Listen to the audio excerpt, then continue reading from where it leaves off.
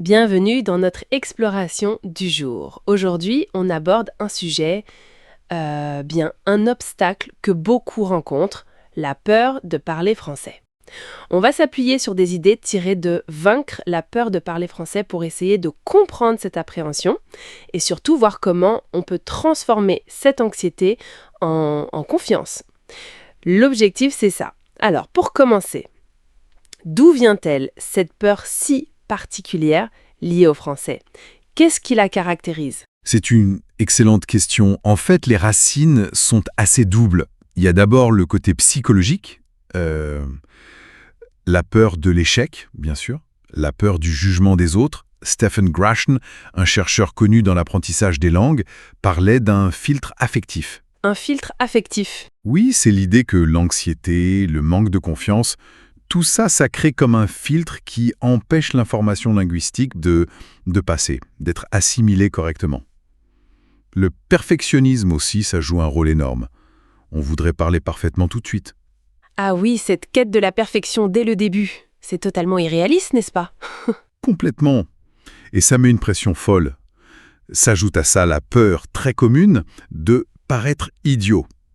Et cette peur peut être, disons, amplifiée par l'image qu'on a du français. Une langue sophistiquée, peut-être un peu intimidante. C'est vrai qu'elle a cette réputation. Et l'aspect socio-culturel alors? C'est le deuxième volet. Le français est souvent perçu comme une langue de prestige, chargée d'histoire, de culture. Ça peut impressionner. Il y a aussi le stéréotype parfois du locuteur natif un peu critique. Le fameux cliché du français râleur ou puriste. Voilà. Même si ce n'est pas toujours vrai, loin de là, cette image peut peser lourd dans l'esprit de l'apprenant. Et puis, dans certains pays francophones, comme la France, il y a une certaine valorisation de la précision linguistique. La belle phrase, le mot juste. Du coup, la crainte de faire des erreurs d'accent ou de grammaire, elle peut être plus forte. Je vois. Et il y avait aussi une idée paradoxale liée à l'anglais, hein? Oui, c'est intéressant. La domination de l'anglais aujourd'hui fait que, parfois, l'urgence perçue d'apprendre le français diminue. Moins d'urgence, ça peut vouloir dire moins d'occasions de pratiquer. Et donc, moins de confiance qui se construit.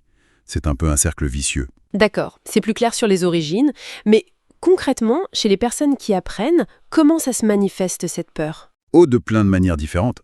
Sur le plan émotionnel, c'est l'anxiété, bien sûr, le doute constant sur ses capacités, parfois une vraie frustration. Et physiquement? Physiquement, ça peut être très concret.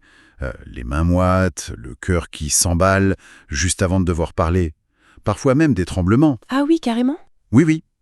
Et au niveau du comportement, le plus visible, c'est souvent l'évitement. On va éviter les situations où il faut parler français. On reste silencieux dans un groupe. Ou alors, on vit ce phénomène très frustrant de paralysie linguistique. La paralysie linguistique, c'est-à-dire? C'est quand on comprend bien, on a les idées claires dans sa tête, mais impossible de sortir les mots spontanément. Ça bloque? C'est terrible ça, sentir qu'on sait mais que ça ne sort pas. Bon, alors, face à tout ça, comment on fait pour débloquer la situation? Pour passer de cette peur à la parole. L'analyse qu'on explore propose une approche en 3 temps, c'est ça? C'est exactement ça. Une démarche progressive. D'abord, et c'est fondamental, il faut recadrer son état d'esprit. Recadrer son état d'esprit? Oui. Il s'agit de passer d'une focalisation sur la performance, est-ce que je vais faire des fautes, à une focalisation sur la communication, est-ce que mon message passe. Il faut voir les erreurs non plus comme des échecs, mais comme des étapes nécessaires de l'apprentissage. Des preuves qu'on essaye, qu'on avance. C'est le concept de growth mindset, la mentalité de croissance dont on entend parler. Tout à fait. L'idée, popularisée par Carol Dweck, c'est de voir les difficultés, les erreurs, non pas comme des murs, mais comme des opportunités d'apprendre et de s'améliorer. D'accord. Mais en pratique, quand on sent la petite boule au ventre monter à l'idée de parler, comment on fait pour changer ce réflexe-là? C'est un travail, bien sûr. Premièrement, normaliser l'erreur. Se rappeler que tout le monde en fait, même les locuteurs natifs. C'est un bon rappel, ça. Ensuite, se fixer des objectifs qui soient réalistes, atteignables. Pas parler comme un natif demain, mais plutôt « aujourd'hui, je vais essayer de commander mon café en français ». Petit pas par petit pas. Et enfin, une chose très importante, pratiquer l'autocompassion. Être bienveillant avec soi-même. S'encourager au lieu de s'autocritiquer sans cesse. Voilà. Se parler comme on parlerait à un ami qui apprend, avec encouragement. D'accord, pour le mental, c'est la base. Et ensuite, la deuxième étape, c'est plus sur les compétences elles-mêmes, la pratique. Oui, La deuxième étape, c'est de construire ses compétences progressivement, avec des actions très concrètes. Par exemple, une technique intéressante, c'est le shadowing. Le shadowing, l'ombre. C'est ça, imiter comme une ombre. On écoute un enregistrement d'un locuteur natif, ça peut être un podcast, une vidéo, et on répète immédiatement après lui, en essayant de copier le rythme, la mélodie de la phrase, l'intonation. C'est excellent pour la prononciation et la fluidité. Il y a des ressources spécifiques pour ça. Oui, plein. Des podcasts comme Coffee Break French sont bien faits pour ça. Ou des chaînes YouTube comme Français Authentique, par exemple. Ils parlent souvent lentement et clairement. Une autre idée, c'est de commencer par des dialogues un peu scénarisés. Des situations simples, prévisibles. Commander au restaurant, demander son chemin. Utiliser des applications peut aider au début pour ça, non? Type Duolingo, Babel. Exactement. Ça donne des bases, des phrases types. Et puis, petit à petit, on introduit plus de spontanéité.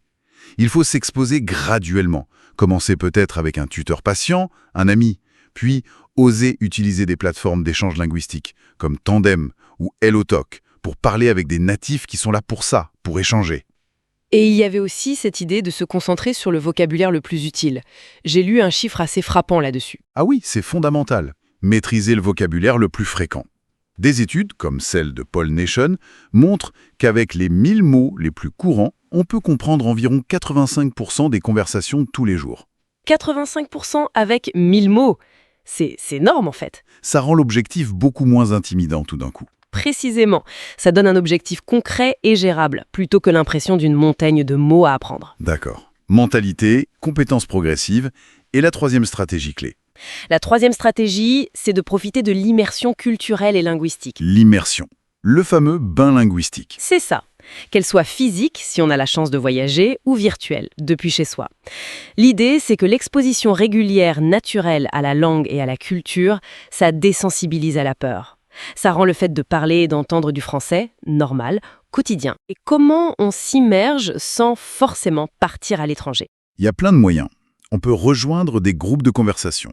Il y en a souvent sur des plateformes comme Meetup, ou même en ligne, sur Reddit par exemple. Le groupe Our French est très actif.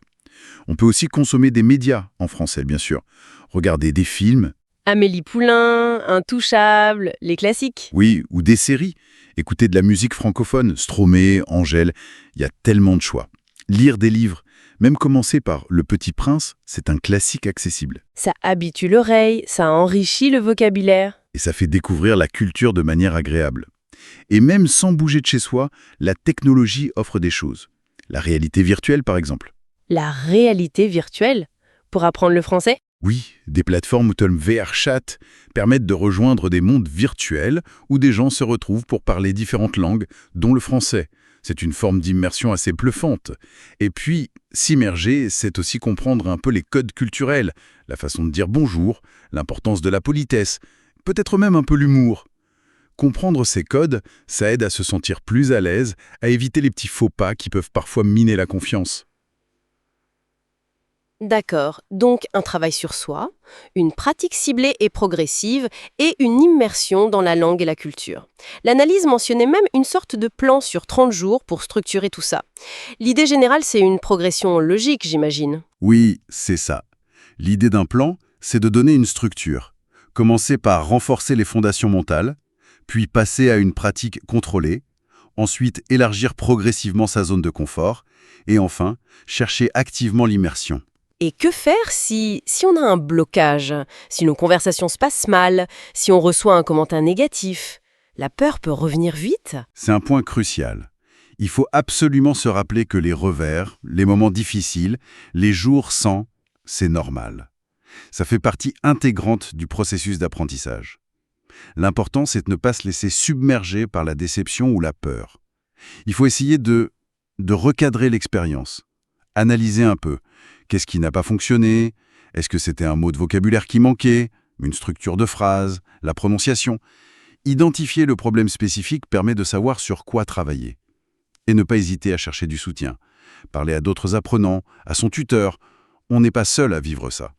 La résilience, ça se cultive. Donc, pour résumer cette exploration, surmonter la peur de parler français, ce n'est pas une course à la perfection immédiate. c'est plutôt un voyage, un cheminement personnel qui demande de la patience, oui, une stratégie, mais surtout le courage de se lancer, de viser la communication avant tout. Chaque petit mot prononcé, même s'il n'est pas parfait, c'est déjà une victoire en soi. Absolument. Et peut-être que ça nous amène à une dernière question, une réflexion pour chacun. Au-delà de la peur très concrète des erreurs, quelle image idéalisée on se fait de la maîtrise du français? Quelle attente personnelle, peut-être un peu trop élevée, nous freine parfois dans notre élan? L'élan de simplement communiquer, ici et maintenant, avec les moyens qu'on a. Merci de nous avoir rejoints. Si vous avez apprécié cet épisode, abonnez-vous, aimez et partagez avec vos amis.